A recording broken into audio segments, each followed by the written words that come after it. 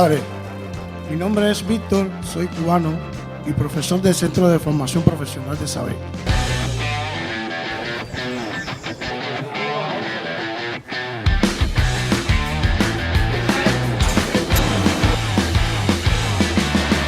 Cuando entré en Saber, yo no sabía qué iba a hacer en realidad. En Saber tengo la ilusión siempre de enseñar a trabajar bien a los alumnos a través de la enseñanza de un oficio, en mi caso la soldadura. Que se transforme en encuentro con Dios, el mismo trabajo, santificando el trabajo, santificándonos el trabajo y dando ahí la fuerza también, siempre con la raíz de la Eucaristía, para ser apóstoles, para que también con el trabajo ayudar a que los demás se santifiquen, para acercar a la gente a Dios. Yo cuando, por ejemplo, yo montaba un cuadro